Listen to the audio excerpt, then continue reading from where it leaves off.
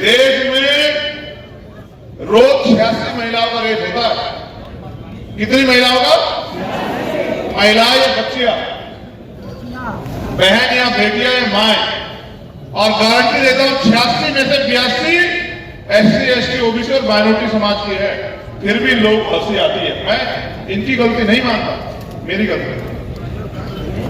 अगर इन्होंने समाज को परिवार माना होता और इनके अंदर वो आग लगी होती कि मुझे अपने समाज को खड़ा करना है अपनी जान की बाजी में लगा के, तो इनमें से एक नहीं हंस रहा होता। मैं गारंटी देता हूं इस बात की। अगर इन्होंने यूपी में जो जिस बहन के साथ अन्याय हुआ, राजस्थान में जिस भाई की पूछे कर रखने में हत्या हुई, जिसको पानी पीने में मार दिया गया, उसको अपना भाई समझा होता तो मुझे इनको डांटना नहीं पड़ता। देखो, मैं इतिहास के उस दौर में हूं कि जहां मैं जब सुबह उठता हूं तो मैं सबसे पहले आंखें खोलने के बाद मोबाइल चेक करता हूं कि पिछली रात में कोई ऐसी घटना तो नहीं घटी जिसमें मुझे जाना पड़ेगा या जान मेरी जरूरत है। आज ये हाल है, प्रदेश बदलते हैं, जिले बदलते हैं, पीड़िताओं के नाम बदलते हैं, लेकिन कोई ऐसा प्रदेश नहीं है। मेरे आज भी याद है, हम बहन ज्योति पासवान के साथ जो अन्याय हुआ था उसके लिए लड़े, और ये भोला पासवान तमाम लोग साथी याद है इनको, सब लोगों को, कि मुझे वहां के तमाम ताकतवर लोगों ने कहा कि वो तो सरकार का, बीजेपी के मंत्री का, सांसद का आदमी तो गिरफ्तार ही नहीं होगा। तो मैंने आईजी को उस दिन एक बात कही थी कि अगर 20 दिन में गिरफ्तार नहीं हो तो याद रखना कि दरभंगा में आईजी अपनी कुर्सी पे नहीं बैठेगा, ताला लगा देंगे। और विश्वास कीजिए, आप चेक कराइए, 20 दिन से पहले गिरफ्तारी हो गई। उनके दफ्तर से मुझे फोन आया कि गिरफ्तार हो गया है। आपको परेशान होने में गिरफ्तार हो गया, ये ताकत पैदा की है बीमार ने, तो मैं धन्यवाद करता हूं बीमार का। लेकिन मैं जो अपनी पीड़ा आपसे रख रहा हूं, एक बार उसे अपने आत्मसात कीजिए, उसको महसूस कीजिए कि एक बच्चा, अच्छा खासा मैं दमोह गया था, दमोह में 3 शेड्यूल कास्ट के लोगों को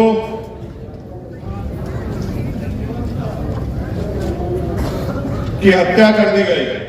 दमोह मध्य प्रदेश, जो सोशल मीडिया चलाते हैं उन्होंने देखा होगा, सिर भी कुचल दिया गया था उसका, और तब तक मारा गया जब तक उसके प्राण नहीं निकल गए। उसका हाथ की नब्ज पकड़ के देखा गया कि मरा नहीं मरा। जब उसकी हाथ की नब्ज खत्म हो गई, रुक गई, तब उन लोगों ने उसको छोड़ा। मैं उनके लड़ाई लड़ने के लिए, उस परिवार को विश्वास दिलाने के लिए कि हम हैं, मैं वहां गया और वहां से वापस लौट रहा था। अचानक से मेरे फोन पे कुछ प्रदेश से मैसेज आया, राजस्थान से, और मैसेज ये था कि एक बच्चा जिसका नाम है ओम प्रकाश रहगर, उसने सुसाइड कर लिया। इस वजह से, किस वजह से सुनोगे, कि उनके पिता को, उनकी मां को ताकतवर लोगों के इशारे पे पीटा गया, और पीटने के बाद जब वो न्याय के लिए जाता है तो वहां का SHO और CO उनको ये कहता है कि क्या तो फैसला कर लो, पहले तो मुकदमे को मना करते, फिर कहते फैसला कर लो वरना तुम्हारे खिलाफ एक और मुकदमा लिख दिया जाएगा, तुम्हें पहले जेल भेजूंगा।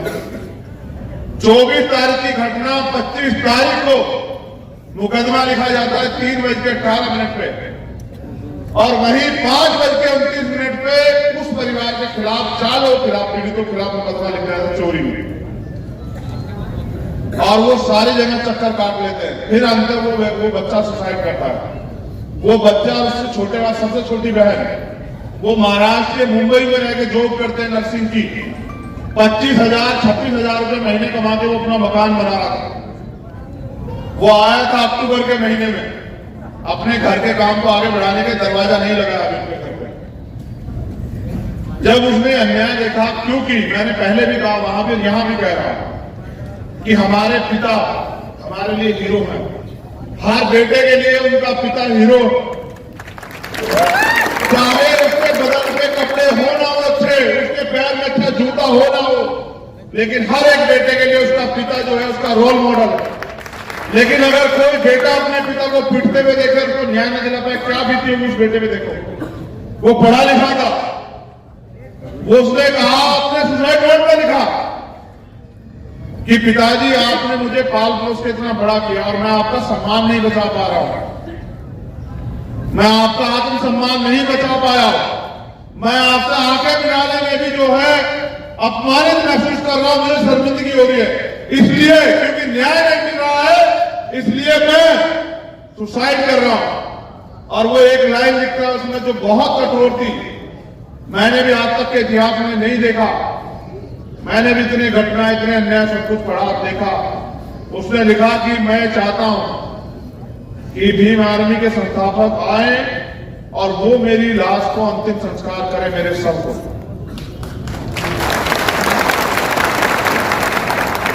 और मैं ये कहता हूं कि ये ताली बजाने की बात है ही नहीं।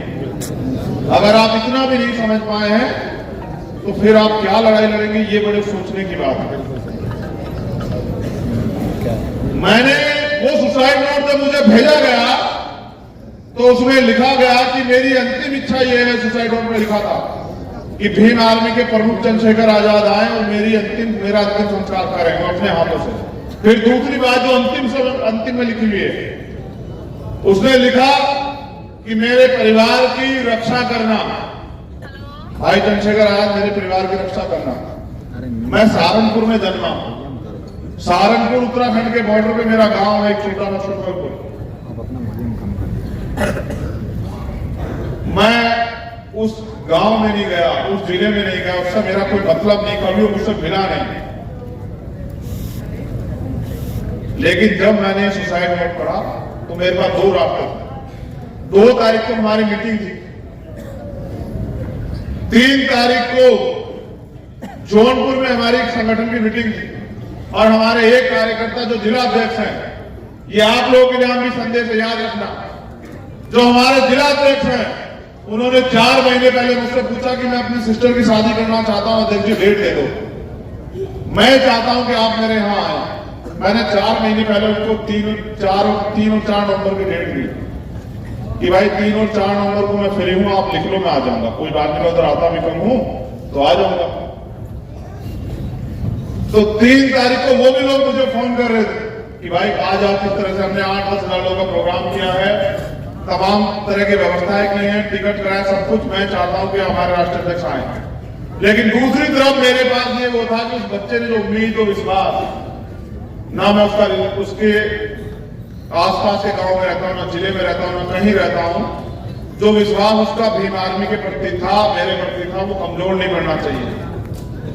तो फिर मैंने अपने साथियों से कहा कि मैं आ रहा हूं और फिर मैं सुबह वहां चला गया। 3 दिन के संघर्ष के बाद 3 मांगे पूरी हुई और 2 मांगों पे सरकार के लोगों ने समय मांगा, क्योंकि वो 2 मांगे मुख्यमंत्री स्तर की हैं। मुख्यमंत्री वहां के गुजरात घूम रहे हैं चुनाव करवाते हुए, उनके प्रदेश में इतना बड़ा अन्याय होता है, एक ट्वीट वो नहीं लिख पाते। तो फिर 7 दिन का समय उन्होंने मांगा, तो मैंने उनसे कहा 7 के जगह 8 ले लो, 9 ले लो, 9 दिन तुम्हारे, 10वां दिन हमारा, क्योंकि मेरे ऊपर ये जिम्मेदारी थी कि जब उसने मेरी इच्छा जाहिर की कि उसका अंतिम संस्कार मेरे हाथ से हो तो उसकी सबका भी अंतिम संस्कार करना था। लेकिन इससे पहले घटना आपने देखी, बहुत वायरल हुई, विजेंद्र मेघवाल की मुंह से रखने पे जिसकी हत्या हुई, सीएचए का जो कर्मचारी था। जब मैं उसके घर गया तो उसके पिताजी ने मुझसे एक बात कही, उसकी मां ने, कि भाई चंद्रशेखर, हमने आपको नहीं देखा, हमें हमारे बेटे ने, जितेंद्र मेघवाल ने दिखाया कि ये भाई, और उसकी अंतिम इच्छा थी किसी भी तरह से वो मुझे एक बार अपने घर जरूर बुलाए। मैं ये दोनों बात आपको क्यों बता रहा हूं? अभी मेरे पत्रकार साथी मुझसे पूछ रहे थे कि भाई आप 1.5-2 साल बाद बिहार आए, मैं क्या करूं? जब मैं सुबह उठता हूं ना, तो मैंने कहा ना, मैं सबसे पहले क्या चेक करता हूं? अपना मोबाइल फोन, कि कहीं मेरी जरूरत आज कहीं और तो नहीं है। मेरे लिए मीटिंग, राजनीति, रैली, सभा कुछ रखती नहीं है।